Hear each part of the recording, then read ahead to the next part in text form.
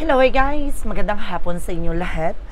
This is your guest from my Great channel, a figure of the Matarder. So ngayong hapon na to, tignan natin nagsabihin sa iyo ng ating mga gabay. So this is Archangel Michael messages for the sign of Scorpio. So Scorpio, welcome to my channel. Ano kayang messages, advices, and spirit guides ang ating masasaga for today's video? Kanino kayang energy or kaganapan sa buhay ng mga Scorpio signs ang ating mga hagilap? So guys, this reading is a general reading lamang. Hindi lahat makaka-resonate. Kunin lamang po ang makaka-relate sa inyo. And comment down below kung kaninong energy ang ating nasagap. Because don't forget to like and subscribe my channel and hit notification bell for more videos update. Derkos, maraming salamat po sa mga walang sawang pagsuporte sa aking channel. Lalong-lalo na ang skip ng ads sa way pagpalain kayo ng Diyos at may kapal. Siksik liglig nag-uumapaw na biyayang manambalik sa inyo. So let's see guys, what is the messages, advice sa iyo ng ating angel spirit for the sign of Scorpio. So let's see and watch this.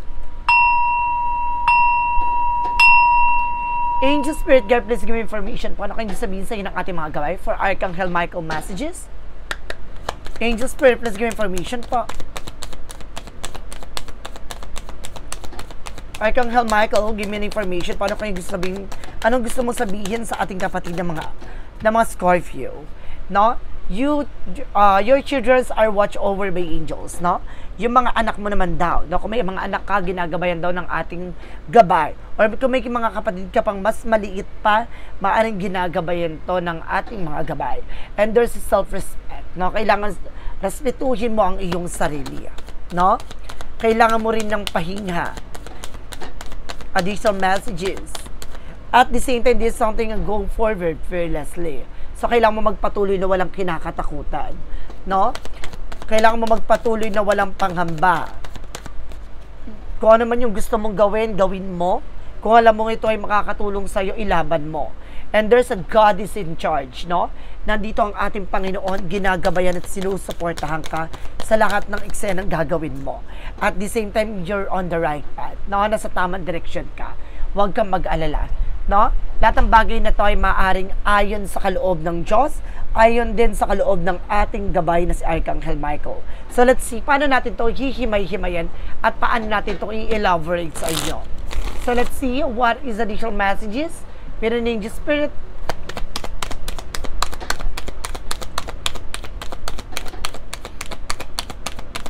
So there is something guys with the ease of wands, no? Dito papasok ang mga bagong plano, proyekto. Ano man yung mga bagay na gusto mong gawin, maaaring maisakatuparan mo na, no? So let's see, additional messages. And of course guys, there is something, the star card, a wish fulfillment. So may mga bagay na matutupad na. Ano man yung kahilingan mo ay maaaring ipagkaloob na, no? Maaaring ibibigay na nito ng ating mga gabay ang matagal mo nang hinihiling, no? At inilalapit sa kanila. No, at the same time, this is something the 12 wands, no? Piliin mo lang yung mga bagay na makakatulong sa'yo. Alisin mo yung mga bagay na makakasama sa eksena mo, no? So let's see what is additional messages. Represent guys with the Knight of Wands, no? Konting tiyaga lang, no?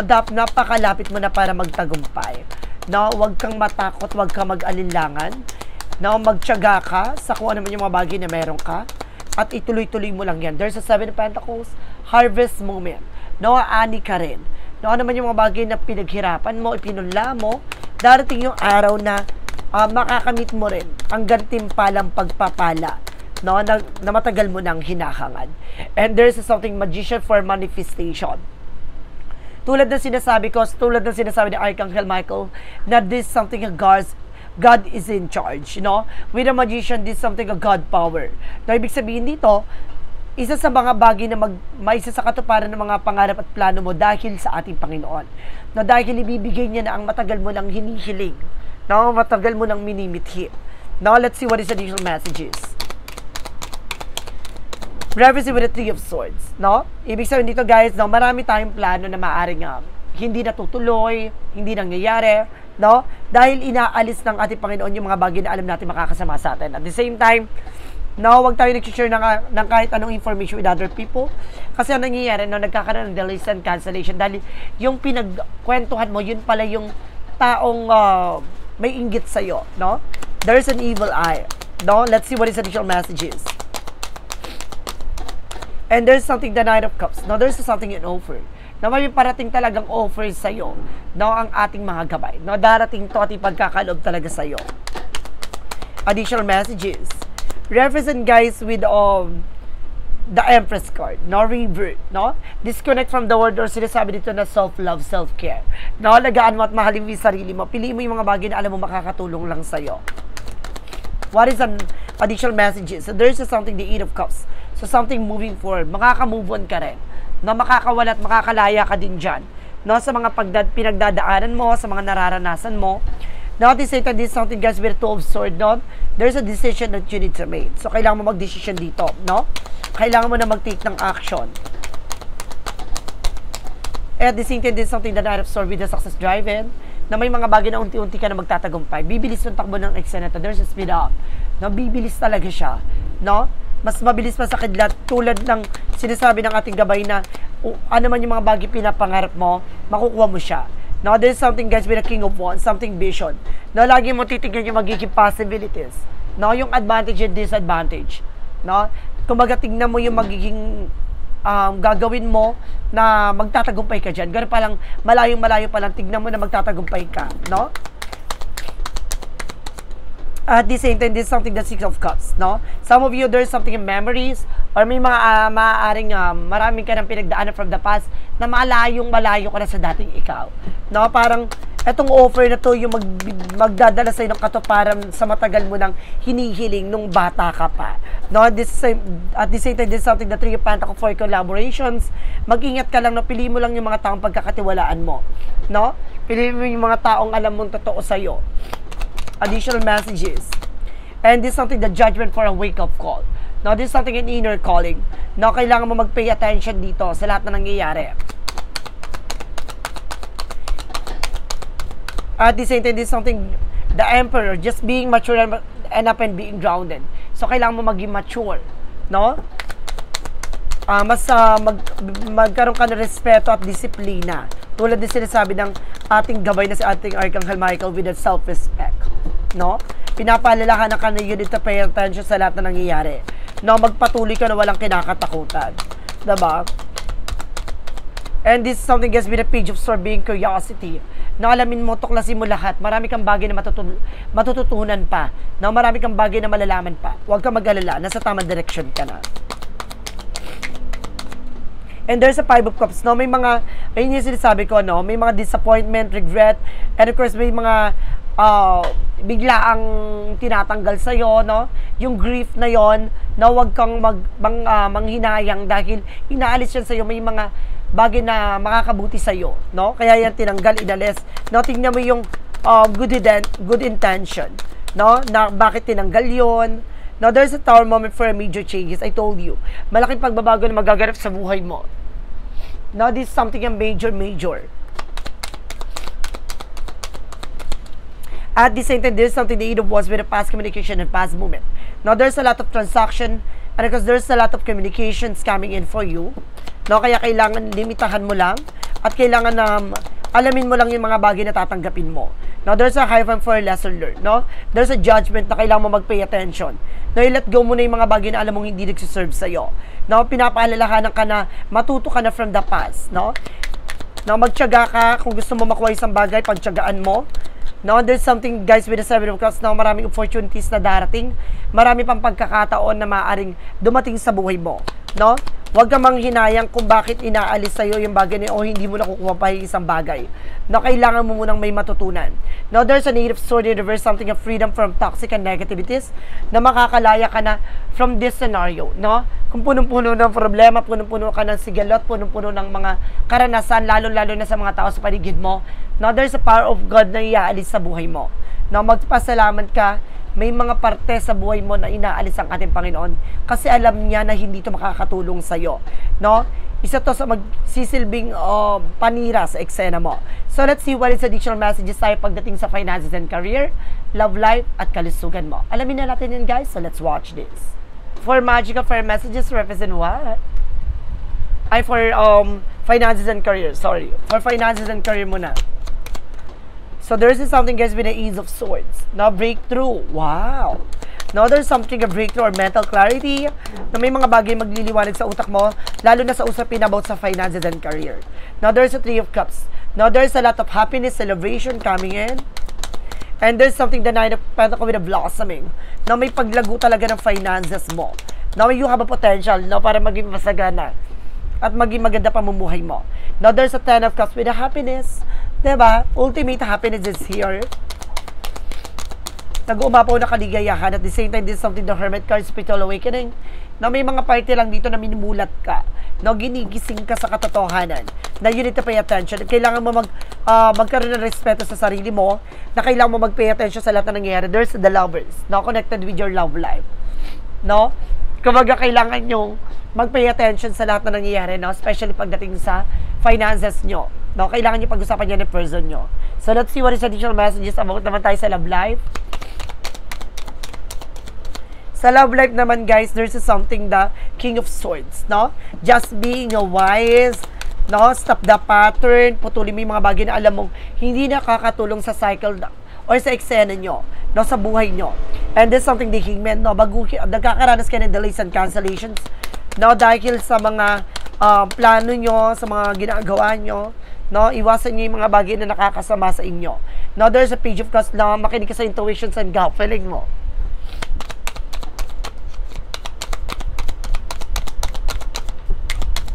And there's something, the Knight of Pentacles with a security, na magkaroon ka ng seguridad na pagdating sa finances.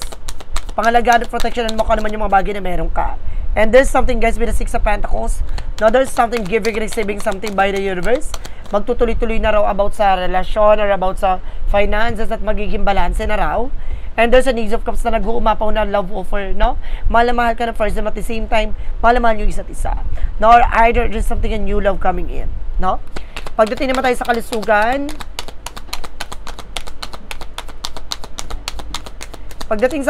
guys, there's something, the Seven of Wands, no protection. So, protection at pangalagaan mo yung grounds mo dito.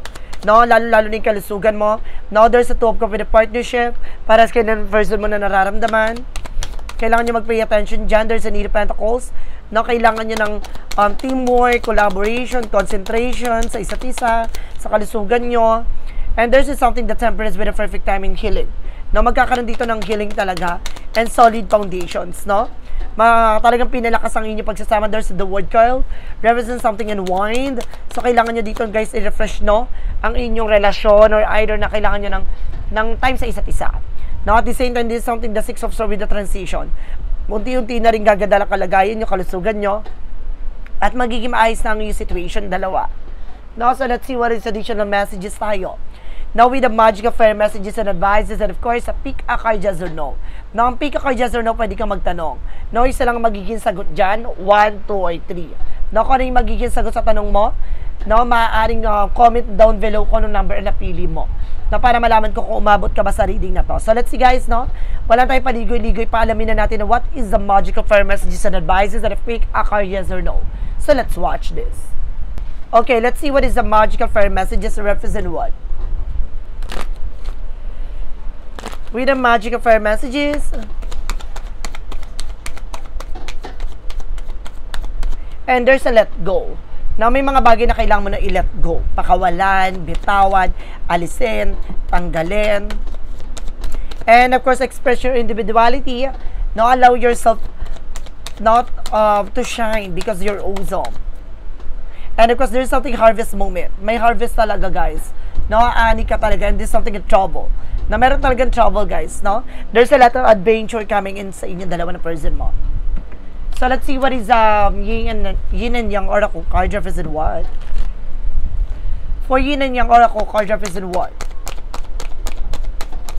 And there's a compassion. Pagdating sa love, no? Talagang compassionate ka naman, eh. Iba ka talaga na magmahal, mag-asikaso, no? And there's a trigger, na may mga bagay nagtitrigger dito, na complication, something like that. And there's a remembered awakening, na kailangan mo laging, tignan lagi yung nakaraan. No? Balik-balikan mo, ano man yung mga bagay na pinagdaanan nyo, naranasan nyo, no? Dapat ayun yung maging motivation nyo, no? Na parang ang layo-layo mo na sa dating ikaw, no? Diyan ka pa ba susuko, diba? Kailangan magpatuloy ka. What is the synchronicities represent what? And there's a shaman. Now, there's a lot of, kumbaga, revelations. No, there's a lot of thoughts na papasok sa isip mo. And there's something eagle with the messages. No, maraming mensahe sa'yo ng ating lupay. And there's a rest. No, ipahinga mo yung katawan lupa mo at isip mo. So, let's see what is the romance of for a Mystic Love Oracle deck. And there's an honesty. No, meron dito pagiging tapat. No? And there's a truth. No, talaga malalaman mo lahat ng katotohanan. And there's a storm. No, may mga bigla ang pagbabago dito. Or may mga unos na darating sa buhay mo na kailangan mong labanan ng takot at pangamba mo. No, para malagpasan mo yan. So, let's see what is the Eagle's number represent what. And there's a 5554 change. Na unti-unti na magbabago ang situation mo. You are going to level up. It might not feel good initially, but it will prepare you for to handle the greater things in life for your highest good. That is why you've been looking for through it. There's a reward waiting for finish line. So, ibig sabihin dito, unti-unti nang tumataas na nagkakaroon ng pagbabago sa buhay mo. No, dating ganito lang, no, ngayon nandiyan ka na, mas lalo ka pang lalago, mas lalo ka pang lalakas. Diyan pa lang, no, sa simpleng bagay, sinusubok ka na. No, diyan pala sa simpleng bagay, tinitignan niya na kung marunong kang humawak na isang bagay na binigay niya o yung pinagkaloob niya.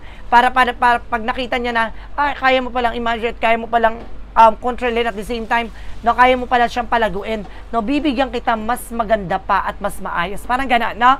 Kumbaga, the more na kaya mong i-handle, the more na ibibigay niya yung mas mataas na range, no? Or mas mataas na blessings na ibibigay ng ating poong may kapal sa'yo.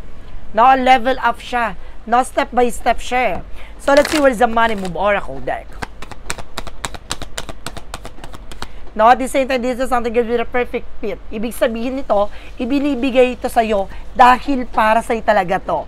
No, you're meant to be here. No, talagang nasa palad mo na ipagkaloob to sa'yo. Finding the right path, the fit with the soul, the ideal job. No, sa trabaho, negosyo, hanap buhay, ay maaaring kaya ka nandiyan sa positions mo dahil ibinigay niya yan sa'yo. No, alam niya karapat dapat para sa'yo. Even din sa relationship, ganun din, no? Inilagay ka dyan dahil gusto niya subukin ka. No? Gusto niya tignan ka niya na kung paano mo aayusin at palalaguin ang anong relasyon ang binigay niya sa'yo. So, let's see what is the part of the light, represent what? No, ibig sabihin nito, binibigay niya sa'yo lahat ng bagay na alam niyang mas makakabuti sa'yo. At the same time, kung paano mo palalaguin niya, binigay niya sa'yo yung binhi. No? What is the part of the life? There's a perseverance na kailangan mo magtiyaga. No? I believe in myself and stay true to my heart. Through persistent, I follow my path with unwavering trust, knowing that everything will move into the positive changes. No? Lahat ng bagay na to ay mas positibo na yung kalalabasan. No? Habang tumatagal, habang napagdadaanan mo na lahat ng bagay, mas lalo pang napapadali. No? Mas lalo nang gumaganda ang situation. No? Let's see what is that. What lies beneath with the future. No, kaya yung iba nagtataka, bakit pabigat ng pabigat yung habang tumatagal pabigat ng pabigat? Kasi hindi mo ini-enjoy. No, hindi mo minamahal yung bawat eksena. No, imbis na passion at pagmamahal sa binibigay sa'yo, ginagawa mo siyang, kumbaga, struggles, no? Ginagawa mo siyang blockages sa eksena mo. No, i-embrace mo yan. Kaya yan binigay ng pagsubok sa'yo, lutasin mo kung paano mo masusolusyonan yung bagay na yan. Ganun yon, no? So, what lies beneath the future? Ano yung mga bagay na katago sa hinaharap mo? Kailangan titignan mo yung positive outcome. No? Binigyan ka ng ganitong problema. Ano yung purpose ni God, no? Na bakit niya ibinigay sa yung bagay na yon, na pagsubok na yon? May aral doon. No? Kailangan mo matutunan yon, no? Ano kasi nasa dito, already knowing that ibig sabihin, alam mo na. No? Parang ngayon, ini-enjoy mo na lang, no? Yung, kumbaga, lahat na nakikita ngayon, lahat na napagmamasdan mo, alam mo na yan eh.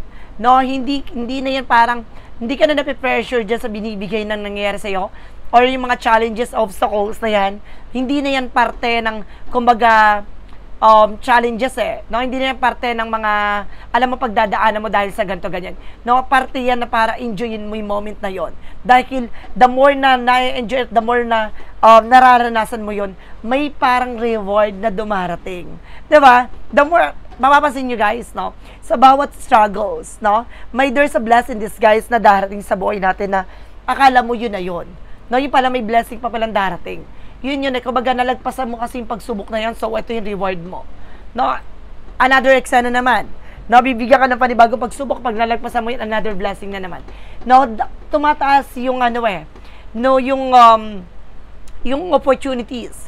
No, yung mga bagay na binibigay sa'yo. Sinasabi dito guys, no, you're going to level up. It might not feel good initially, but it will prepare you to handle the greater things in life for your highest good. Diba? Inilalagay ka niya sa mas makabuluhang bagay. Sa bagay na alam niya makakatulong sa iyo at para sa ikalalago mo. So let's see what the shadow work represent what. For the shadow work represent what? Kaya nagtataka iba, diba? Bakit mo nararanasan to? Bakit mo pinagdadaanan to? No? Enjoyin mo. It's a God purpose, no? Perfect fit, it means para sa ito yun, meant to be talaga.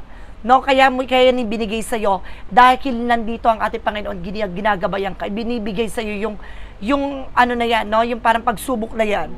No? Para saan? Para patatagin ka, palakasin ka, para na another level, mas mataas na yung eksena na alam niyang kaya mo ng panghawakan, na kaya mo ng masolusyonan na ganun-ganon, diba? And this is something guys with the inner cosmos, with the trauma and seeing in go differ. No? Ito yung sinasabi. Guys, ang galing, no? To embrace the light first, acknowledge the dark. Ito yung sinasabi ko in the first place, guys, diba? Paano makikita yung magandang plano ng ating Panginoon kung hindi mo kayang tanggapin, no? Yung mga struggles, mga challenges na ibinibigay niya, ito yung sinabi niya, acknowledge the dark. No, kailangan mo tanggapin yung challenges na ibinibigay sa'yo. Pag tinanggap mo yun, malalaman mo yung pinaka-light side, no? Kumaga doon makikita yung pinaka mabuting plano ng ating Panginoon, na kaya yan binigay sa'yo kasi mas lalo kanyang pinagkakatiwalaan at mas lalo niyang lumalalim ang pagmamahal niya sa'yo. So let's see what is the clarifying for a love situation. Now let's see what is the clarifying for a love situation. Though there's something guys with entangle, establish and communicate your own boundaries. So see, even your life purpose, no, even sa pag-ibig, sa relasyon, no, mas pinalalago ka niya, mas pinatitibay ka niya para sa sarili mo, marunong ka mag-set ng boundaries, no? Kumbaga, wag mong gawing mundo ang isang tao lang, no? Ikaw mismong gagawa ng bagay para hindi ka masaktan ng bonggang-bongga, no? Kailangan sa sarili mo na marunong ka mag-let go, marunong ka pakawalan yung isang bagay, isang tao, na hindi ka totally nasasaktan ng overall zero. Diba? And there's a clarifying for life situation.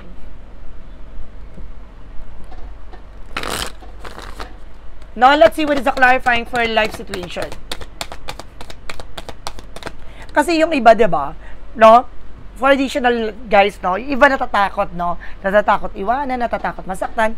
Kasi alam nila na wala sila sariling kakayanan no? Kaya ka lang naman natatakot kasi natatakot kang mapag-iwanan sa eksena. Pero kung kaya mo tumayo sa sarili mo hindi ka matatakot sa anumang challenges, no? Ano man yung mga pagsubok na darating sa anumang aspeto, no? Handa ka talagang sumugal sa eksena. And this is something guys with the getting better. See?